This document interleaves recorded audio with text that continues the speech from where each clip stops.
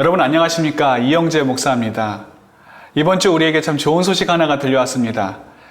그동안 사회적 거리두기 때문에 교회에서 예배드릴 수 없었는데 1단계로 조정됨에 따라서 교회에서 예배드릴 수 있게 되었습니다.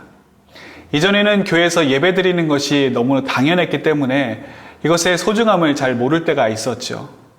하지만 몇 주 동안 교회에서 예배드리지 못하고 집에서 또 각자 처한 처소에서 예배드리는 영상으로 또 온라인으로 예배드리는 그 시간을 보내면서 교회에서 예배드리는 것이 얼마나 소중한 것인지 다시 한번 깨닫게 됩니다.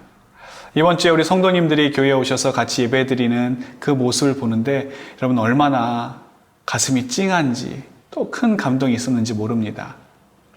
아쉽게도 아직은 교회에서 예배만 드릴 수 있도록 허락이 됐고 성경 공부라든지 다른 모임들은 허락이 되지 않았기 때문에 교회에서 성경 공부를 같이 하지 못하지만 그래서 앞으로 당분간 계속해서 영상으로 여러분을 찾아뵙도록 하겠습니다.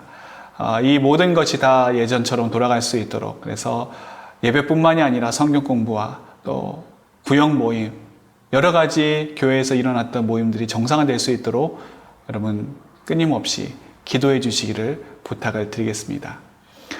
오늘은 가정예배 세우기 세 번째 시간입니다. 강의에 앞서서 준비된 영상 하나 보도록 하겠습니다.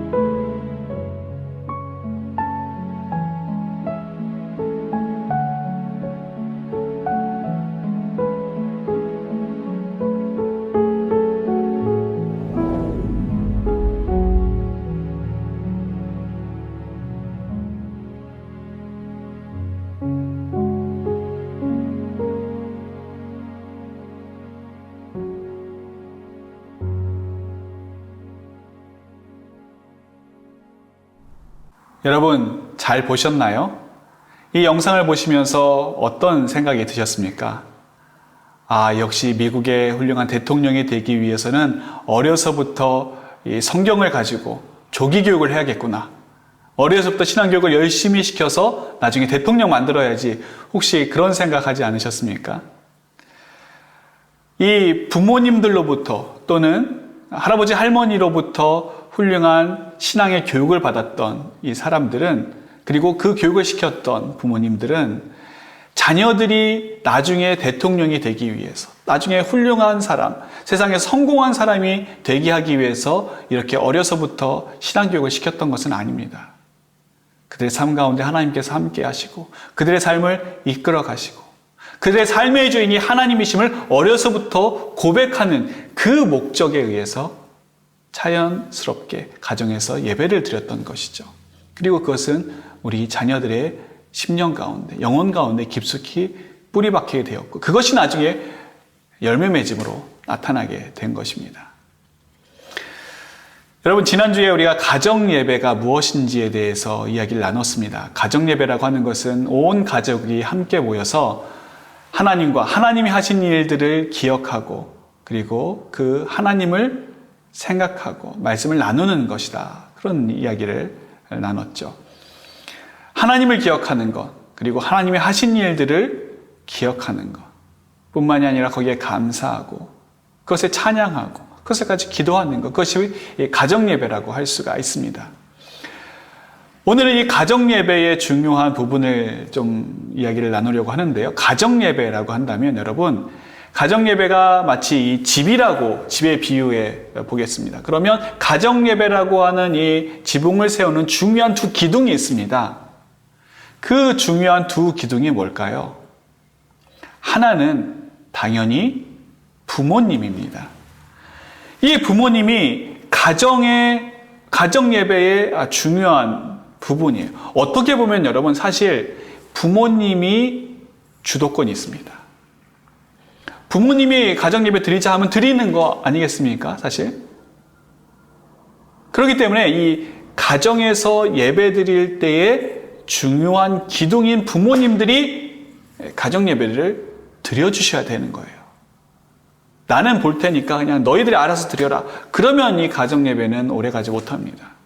부모님들이 나서서 부모님들이 중심이 되어서 무게를 잡아주셔야 그 가정예배가 지속될 수가 있는 것이죠. 부모님의 결단이 중요합니다. 가정예배는 어떻게 보면 그렇기 때문에 부모님의 신앙이 있어야 돼요. 신앙이 없는데, 믿음이 없는데 어떻게 가정예배를 드리겠습니까? 신앙 양육의 좋은 방법이 이 가정예배로 삼을 수가 있지만 사실 이것이 수단이 돼서는 안 됩니다. 아까도 말씀드렸다시피 이것이 수단이 돼서는 안 되고 여러분, 예배의 중심은 누구십니까? 하나님이시죠. 그렇기 때문에 가정예배, 가정기도회의 핵심은 하나님이 되어 주셔야 됩니다. 우리 자녀를 위해서 내가 가정예배를 드려준다. 우리 자녀의 어떠한 성품, 그리고 신앙 양육을 위해서 내가 가정예배 드려준다. 이건 안 되는 거예요. 우리 부모님을 위해서, 우리 남편을 위해서, 우리 아내를 위해서 내가 가정예배 드려준다. 이거는 그리 건강하지 못합니다. 그 예배의 중심, 하나님이 계시기 때문에 하나님을 높이고 하나님께 예배드리는 그 중심 마음은 절대로 흔들려서는 안 되는 것입니다. 첫 번째 기둥이 부모님이라고 한다면 가정예배를 세우는 두 번째 기둥이 있습니다. 그 두 번째 기둥은 자녀들입니다. 그렇죠. 이 자녀들은 하나님께서 우리에게 주신 귀한 선물들입니다. 이 자녀들을 하나님께서 우리에게 주신 귀한 선물이라고 우리가 생각할 때 그렇다라고 한다면 우리에게 주신 이 믿음, 우리에게 주신 이 신앙, 이것은 당연히 자녀들에게 이어져야 되는 것이죠. 나는 믿고 자녀들은 믿지 않는다. 나는 열심히 믿지만 자녀들은 너 알아서 해라. 이거는 안 되는 것이죠. 그렇기 때문에 가정예배의 중요한 두 기둥은 하나는 부모, 하나는 자녀라고 하는 것입니다. 신명기 6장 4절부터 9절의 말씀이 쉐마라고 하는데 그 중에서 4절부터 5절의 말씀을 보시면 이런 말씀이 있습니다. 이스라엘아 들으라. 우리 하나님 여호와는 오직 유일한 여호와시니 너는 마음을 다하고 뜻을 다하고 힘을 다하여 내 하나님 여호와를 사랑하라. 여기에 신명기 6장 4절 맨 처음에 이스라엘아 들으라, 이 부분이 히브리어 원문으로는 쉐마 이스라엘입니다. 그래서 이 부분을 일명 쉐마라고 하는데요. 이 쉐마는 이스라엘의 신앙교육의 근간이 됩니다. 또 원동력이 되죠. 하나님께서 이스라엘 백성들을 택하시고 그들을 부르시고 하나님 백성 삼으셨을 때 지금 살고 있는 너희 당대만 그렇게 하는 것이 아니라 너희 자녀들에게도 내가 너희의 자녀들의 하나님이 되겠다. 너희의 하나님이 되었듯이 너희 자녀들의 하나님도 될 것이다. 이런 말씀을, 약속의 말씀을 주셨습니다. 그렇기 때문에 이 신앙이라고 하는 것은 내 당대에서 끝나는 것이 아니라 자자손손 이어져 내려가야 되는 것이죠. 그 기초, 어떻게 신앙을 전수할 수 있을까? 어떤 식으로 우리의 신앙을 물려줄 수 있을까? 그 기초가 되는 것이 바로 이 쉐마입니다. 6절에 보시면 이런 말씀이 있어요. 오늘 내가 내게 명하는 이 말씀을 너는 마음에 새기고. 여기에 보시면 먼저 누구의 마음에 말씀을 새겨야 되느냐? 부모님의 마음에 말씀을 새겨야 된다고 하는 것입니다. 너는 이 말씀을 너의 마음에 새겨라. 너의 마음에 새겨라. 부모님의 마음에 먼저 그 말씀을 새기는 것이 가정예배의 우선순위가 되는 것이죠. 누가 우선순위가 있는가? 부모에게 우선순위가 있다라고 할 수가 있습니다. 그리고 7절에 보시면 내 자녀에게 부지런히 가르치며 집에 앉았을 때에든지 길을 갈 때에든지 누워있을 때에든지 일어날 때에든지 이 말씀을 강론할 것이며 이렇게 되어 있어요. 이 말씀을 어떻게 하라고요? 강론할 것이며 내 자녀에게 부지런히 가르치라. 그리고 그들에게 이 말씀을 강론해라. 강론이라고 하는 것은 쉽게 말해서 설교라고 할 수 있는데 설교라고 해서 그렇게 어려운 그런 내용을 전하라고 하는 것이 아니라 이 말씀에 어떤 의미가 있는지 그리고 이 말씀을 우리 삶 가운데 어떻게 적용할 수 있는지를 아이들에게 가르치라고 하는 것입니다. 쉐마를 통해서 이 하나님의 말씀을 통해서 우리 자녀들에게 신앙교육이 이루어지는 것이죠. 신앙전수의 중요한 요소는 바로 이 말씀의 강론에 있습니다. 그리고 8절에 보시면 이런 말씀이 있어요. 너는 또 그것을 내 손목에 매어 기호를 삼으며 내 미간에 붙여 표로 삼고. 하나님께서 이 말씀을 주셨는데 그냥 귀로만 들으면 잊어버리기 쉬우니까 이것을 보고서 기억할 수 있는 어떠한 물건을 만들라라고 이야기하십니다. 표식을 만들어라. 내 손목에 매고 내 미간에 붙여서 표로 삼아라. 그래서 유대인들은 이 말씀을 어떻게 그들의 삶 가운데 적용했느냐 하면 이걸 만들었어요. 약간 도장 같기도 하고 허리띠 같기도 하는데 이게 뭐냐면 테필린입니다. 이 테필린은 쉘로시와 쉘야드로 이루어져 있는데요. 쉘로시는 머리에 차는 것이고 쉘야드는 손목에 차는 것입니다. 여기에 이 안쪽을 보면 도장같이 생긴 이 안쪽을 보면 이렇게 구멍들이 나와 있고 그 안에 양피지가 들어 있습니다. 이 양피지가 그 안에 들어가 있는데 이 양피지에 뭐라고 쓰여 있느냐 하면 바로 이 말씀들이 쓰여져 있는 거예요. 이 말씀은 당연히 하나님의 말씀이겠죠. 그래서 전통적으로 이스라엘 사람들은 이 말씀에 신명기 6장 4절부터 9절의 말씀, 쉐마의 말씀과 그리고 신명기 11장 13절부터 21절의 말씀을 여기에 적어서 그 말씀을 시간이 날 때마다 읽었습니다. 이 사진을 보시면 이스라엘 군인인데요. 군인이 테필린을 착용하는 모습입니다. 잠시 시간을 내어서 하나님의 말씀을 읽는 것 같아요. 그리고 다음 사진은 부모님이 아빠가 아들에게 이 테필린을 채워주는 겁니다. 어떻게 이 테필린을 착용하는지를 가르쳐주고 그 말씀을 함께 나누는 것이죠. 아빠와 아들, 부모와 자녀에게 이 테필린을 통해서 하나님의 말씀이 역동성 있게 그들의 삶 속에 적용되는 것입니다. 또 9절에 보시면 이런 말씀이 있어요.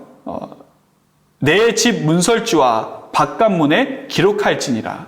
아까 우리가 이 테필린을 하나는 머리에 차고 하나는 손목에 찬다 말씀을 드렸는데 이 이마에 그것을 차는 목적은 무엇이냐, 어떤 의미가 있느냐면 세상적인 생각을 먼저 생각하지 말고 어떤 세상적인 이론을 머릿속에 넣지 말고 먼저 머릿속에 넣어야 될 것은 하나님의 말씀인 것이죠.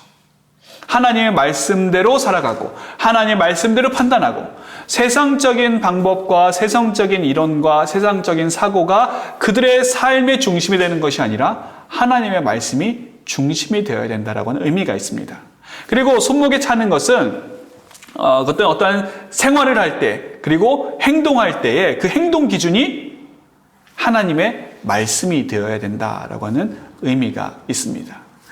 그리고 9절에 보시면 또 내 집 문설주와 바깥문에 기록할지니라 라고 되어 있습니다.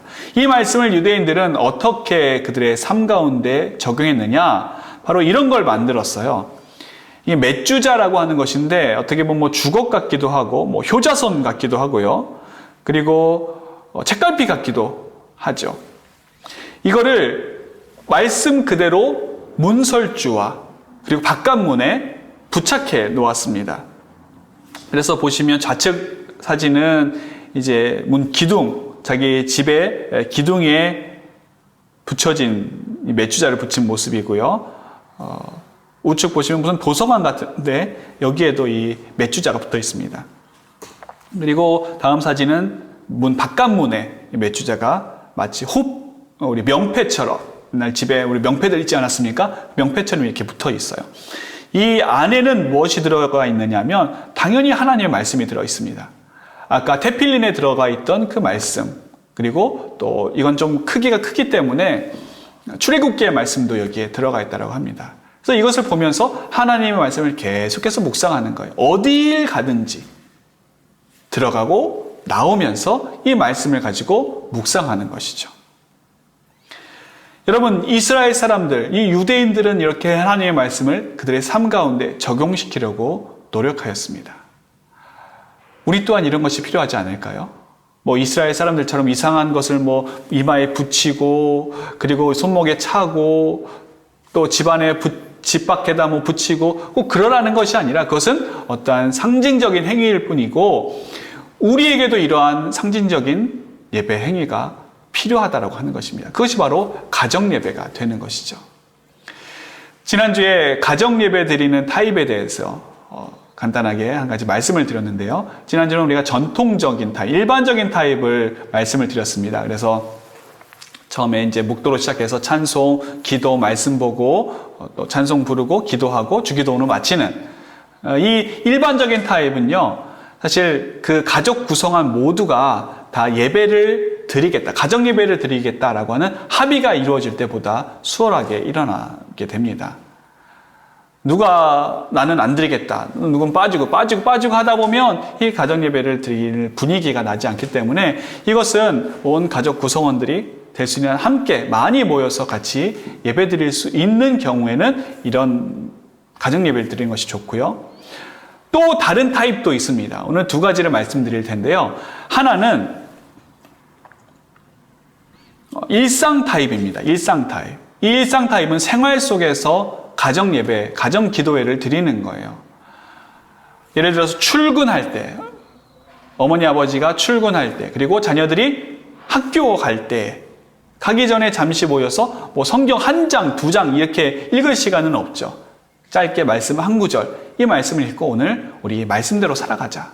이 말씀 붙들고 오늘 하루를 보내보자 하고 말씀 읽고 암송하고 같이 기도해주는, 아주 그렇게 시간이 오래 걸리지도 않아요. 여러분 한번 생각해 보십시오. 내가 출근을 하는데 우리 가족들이 함께 모여서 아빠를 응원해주고 엄마를 위해서 축복기도 해주고 그러면서 내가 일터로 나간다. 그 축복기도 받고 같이 이 말씀 붙들고 나가는 그 기분과 그냥 정신없이 이렇게 전화하면서 나가는 그것과 어떻게 같을 수가 있겠습니까? 우리 자녀들도 마찬가지예요.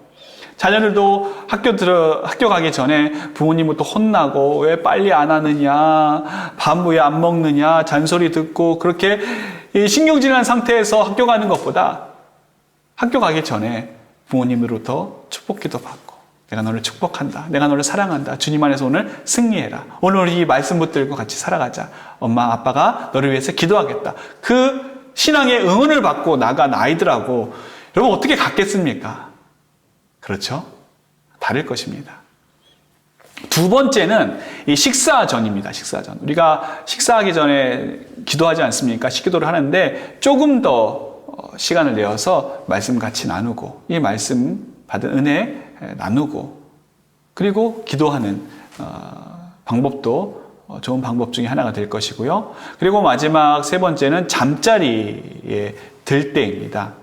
사실 이제 첫 번째 출근할 때 또 학교 갈 때 그리고 식사할 때는 시간이 많지 않아요. 또 조급해집니다, 사람이. 그렇죠. 빨리 밥 먹어야 되는데 빨리 나가야 되는데 그러다 보면 이게 형식적으로 끝날 수가 있습니다. 근데 잠자리는 좀 다르죠. 잠자리는 좀 마음이 편안해집니다. 좀 같이 모여서 이야기할 수도 있고요. 분위기가 형성이 되는 것이죠. 그래서 제가 추천드리는 방법은 불을 다 끄고 꼭 우리는 따로 자는데요. 자녀들과 방이 다른데요. 그렇지 않아도 좋습니다. 예배 드리고 자녀들이 각자의 방으로 가면 되죠. 한 장소에 모여서 불을 끄고 같이 눕는 거예요. 어깨동무도 하고 같이 팔베개도 하고 누워서 오늘 말씀 한 구절 외우고 그리고 그 말씀이 나에게 어떤 느낌이 되는지 그 말씀에 어떤 삶으로 내가 살아가기를 원하는지 같이 이야기를 나누고 또 찬양하고 좋아하는 찬양 같이 부르고 그리고 기도로 마치면 참 좋은 잠자리가 될 것입니다. 다음 타입으로는 활동적인 타입이 있습니다. 이 활동적인 타입은 좀 창의적인 타입인데요. 앞에 일반적인 타입과 일상적인 타입 이 외에도 여러 가지 방법으로 우리가 가정 예배가 또는 가정 기도회를 할 수가 있습니다. 첫 번째는 독서 중심입니다. 이 독서 중심은 뭐냐면 책을 읽는 거예요. 그리고 그 책을 가지고 같이 의대를 나누고 말씀과 연결시키는 것입니다. 주로 이 부분은 어린 자녀들일수록 효과가 좋은데요.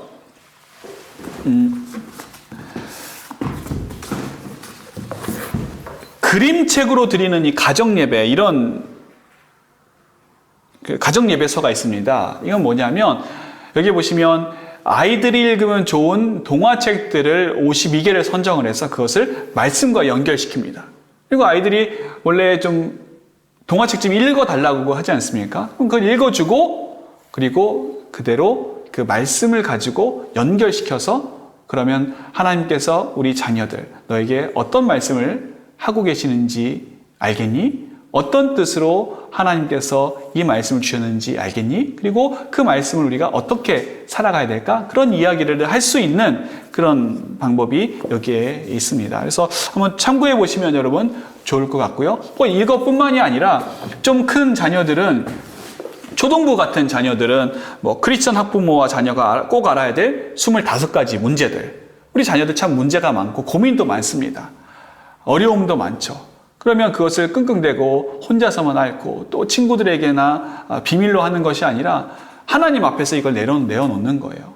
이 책을 하나하나 읽으면서 이런 고민들이 있었구나. 너는 어떻게 그러면 이것을 하나님의 말씀에 근거해서 대처해 나갈 거니?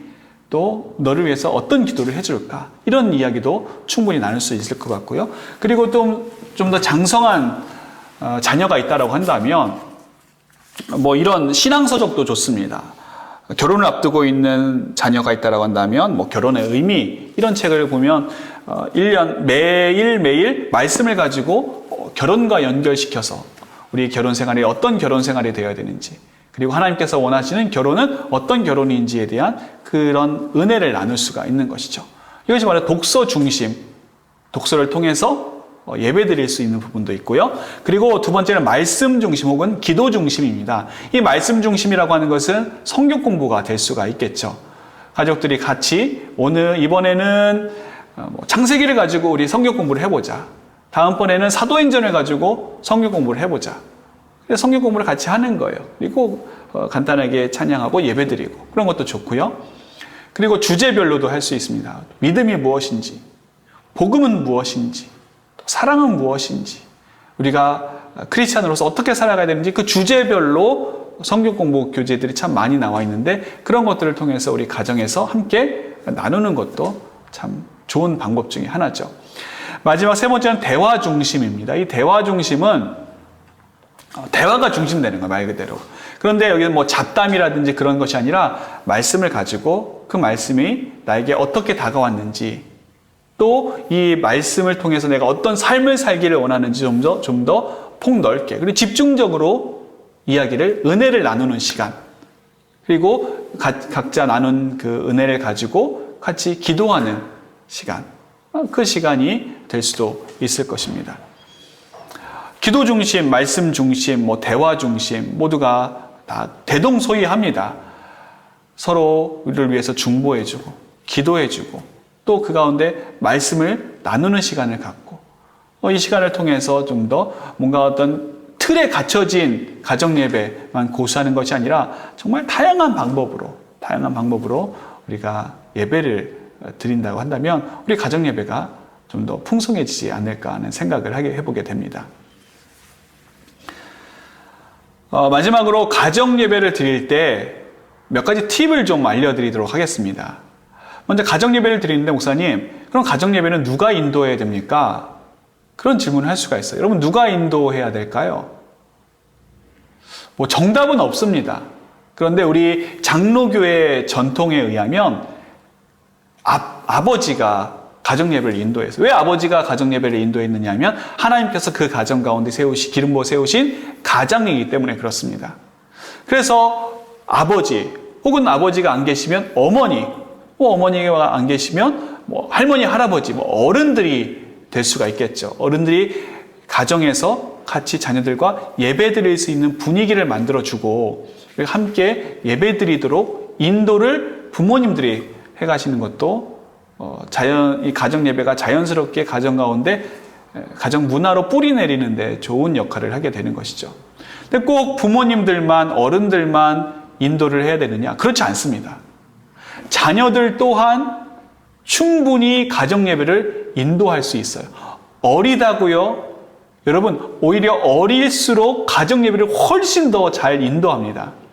가끔씩 저는 이 어린 아이들, 유치부 아이들, 말 좀 트이는 그 아이들이 기도하는 모습을 보면서 깜짝깜짝 놀랄 때가 있습니다. 여러분, 한번 여러분은 자녀들에게 맡겨보십시오. 오히려 부모님들보다 더 훌륭하게 예배를 인도하는 아이들이 있을지도 몰라요. 처음엔 좀 실수하고 못한다 하더라도 계속해서 아이들에게 이런 기회를 제공해주면 아이들이 너무나도 자연스럽게 예배를 인도할 수가 있습니다. 이것은 아이들의 어떤 리더십 함양에도 좋고요. 그리고 어떤 중요한 집단을 이끌어가는 그런 좋은 경험이 되는 것이죠. 가정예배 시에 해야 될 것 있습니다. 가정예배 시에 우리가 좀 이런 것들이 있었으면 좋겠다 하는 것들. 그것은 바로 중보입니다. 가족 간의 중보. 가족 간에 모여서 뭐 합니까? 그냥 기계적으로 성령 읽고 찬송하고 기도하고 끝나는 것이 아니라 서로를 위해서 간절한 마음으로 중보기도 해주는 것입니다. 각자 개인의 기도 제목이 있을 것이죠. 또 그 가정의 기도 제목이 있을 것입니다. 또 교회를 위해서도 기도할 수가 있겠고요. 이웃을 위해서도 함께 기도할 수가 있을 것이죠. 나 혼자만, 나 개인의 기도만 하는 것이 아니라 서로를 위해, 가족 구성원 서로를 위해서 기도할 때 참 좋은 기도의 시간이 그 시간이 되는 것입니다. 그리고 또 축복, 가족 간의 축복. 서로를 위해서 주님의 이름으로 축복하고 하나님께서 너와 함께 하신다. 하나님께서 엄마 아빠와 함께 하세요. 하나님의 은혜 가운데 살아가시기를 기도합니다. 이런 축복의 이야기를 서로 나눈다라고 한다면 얼마나 여러분 그 가정 예배가 화목하고 또 좋겠습니까? 그런데 여러분 정말 중요한 마지막 부분이 하나 있습니다. 그거는 가정 예배에서 해서는 안 될 것, 하지 말아야 될 것, 이것만 안 해도 가정 예배 반 이상은 성공한다라고 하는 것이 있습니다. 첫 번째는 설교입니다. 이 설교는 목사님이 하는 그런 설교가 아니라 부정적 의미의 설교. 우리가 흔히 아이고 설교하고 있네 그때에 말하는 설교입니다. 훈화, 잔소리 이런 것들은 우리 부모님들이 좀 삼가해 주셔야 됩니다. 우리 부모님들이 가정 예배를 인도하다 보면 이야기를 하고 싶을 때가 있어요. 잔소리를 하고 싶을 때가 있죠. 그런데 그걸 그냥 잔소리로 하는 것이 아니라 이 가정 예배가 하나의 좋은 수단이 될 수가 있거든요. 하나님의 말씀을 통해서 거 봐라. 하나님께서도 이렇게 말씀하시지 않냐. 이렇게 성경에서 나와 있지 않냐. 그러니까 넌 내 말 따라라. 이렇게 할 수가 있어요. 물론 우리가 하나님의 말씀을 듣고 순종해야 되지만 여러분 자녀들이 압니다. 아, 엄마 아빠가 하나님의 말씀을 빗대어서 지금 나에게 잔소리하고 있구나. 아, 지금 옛날에 그 학교에서 우리 교장 선생님이 훈화 말씀하시듯이 끝도 없이 길어지는 그 훈화의 말씀을 하고 있구나. 아이들이 압니다. 하나님의 말씀은 있는 그대로 들려주는 것이 중요하죠. 하나님께서 그 가운데 무엇을 말씀하시는지를 들려줘야지 나의 감정을 거기에 싣고 나의 생각을 거기에다 투입하게 되면 그 말씀이 변질되게 됩니다. 그러면 이제 자녀들이 아이고 또 우리 엄마 아빠 할아버지 할머니 설교하시는 시간 듣기 싫다고 귀를 막아버리게 되는 불상사가 일어날 수도 있습니다. 두 번째는 지적이라든지 훈계라든지 또 부정적인 평가는 가정예배 때는 좀 삼가해 주시기를 바라겠습니다. 가정예배 드릴 때 여러분 가정예배 드리는 것이 좀 좋아야 되지 않겠습니까? 근데 그 자리가 맨날 혼나는 자리가 되고 맨날 지적받는 자리가 되고 너는 왜 그러냐고 너는 그러면 안 된다고 그런 부정적인 평가를 듣는 자리가 되면 그 자리는 아무리 그 자리에 찬송이 있고 기도가 있고 그래도 너무나도 자녀들에게는 괴로운 자리가 될 수밖에 없습니다. 자녀뿐만이 아니라 가족 구성원 누구라도 다 마찬가지예요. 지적한다든지 훈계한다든지. 예전에 어떤 그 은퇴하신 목사님의 간증을 들은 적이 있습니다. 그 목사님의 아버님도 목사님이셨는데 이분이 어렸을 때부터 가정예배를 드리셨어요. 그런데 가정예배를 매일 드리는데 아버지가 1시간씩 예배 드리는 거예요. 매일 1시간씩. 여러분 한번 생각해 보십시오. 매일 1시간씩 예배 드리는 게 얼마나 어렵겠습니까?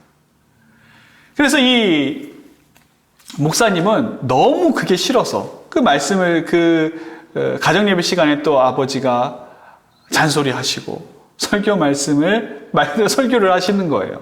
듣기가 너무 싫었다고요. 그래서 이분이 어린 마음 가운데 나는 절대로 앞으로 커서 가정예배 안 드리겠다.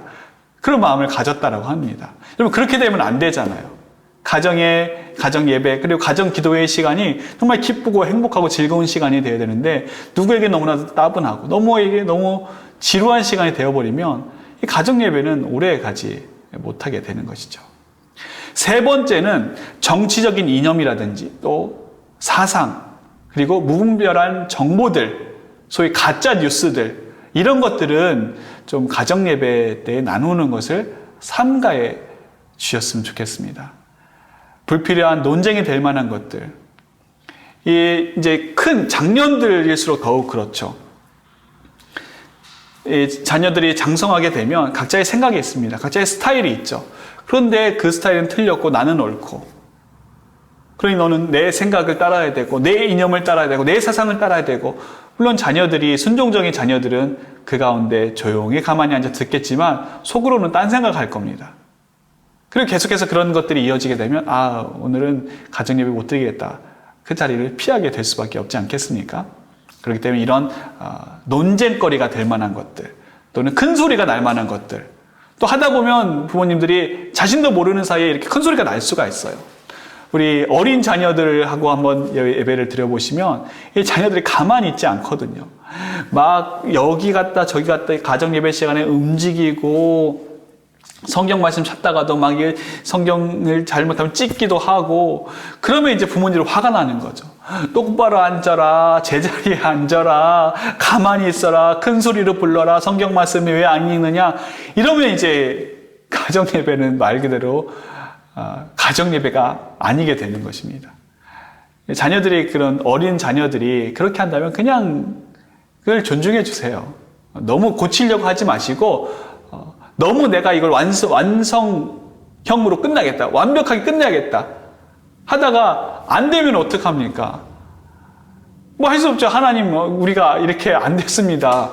그렇게 하나님께 나아가는 그 자체도 귀한 가정예배의 한 부분이 될 수가 있는 것입니다. 그렇기 때문에 여러분 너무 처음부터 끝까지 찬송부터 주기도문까지 완벽하게 이 순서를 해야겠다. 그것이 목적이 아니라고 하는 것 여러분 꼭 기억해 주시기 바랍니다. 이렇게 3주 동안 여러분과 함께 가정예배 세우기라는 제목으로 강의를 했습니다. 여러분 강의 들으시면서 어떤 생각이 드셨는지 모르겠지만 제가 강의를 준비하면서 그리고 이 강의를 통해 바라고 기도하는 것은 우리 예수소망교회의 모든 가정, 믿음의 가정으로 세워졌으면 좋겠다라고 하는 것. 그리고 그 가정 예배를 통해서 매일매일의 삶 가운데 하나님의 살아계심을 체험하고 하나님께서 우리의 가정을 붙들고 우리의 자녀들을 붙들고 또 우리의 부모님들을 붙들고 계시다라고 하는 그것을 그냥 머릿속으로만 일주일에 한 번 교회 와서 목사님 말씀을 들은 거로만 끝나는 것이 아니라 매일매일 삶의 현장 가운데 경험하게 되는 그 놀라운 일들이 풍성히 일어나기를 소원하는 것입니다. 여러분 그동안 이 강의 들어주셔서 감사드립니다. 이 강의를 통해서 여러분의 삶 가운데 그리고 또 우리 모든 예수소망의 식구들 가운데 가정 예배가 바로 세워졌으면 좋겠습니다. 오늘 우리에게 주신 그리고 나에게 주신 말씀을 붙들고 기쁘게 살아가는 우리 자녀들과 그리고 우리 부모님들 되셨으면 참 좋겠습니다. 이상으로 강의를 마치겠습니다. 감사합니다.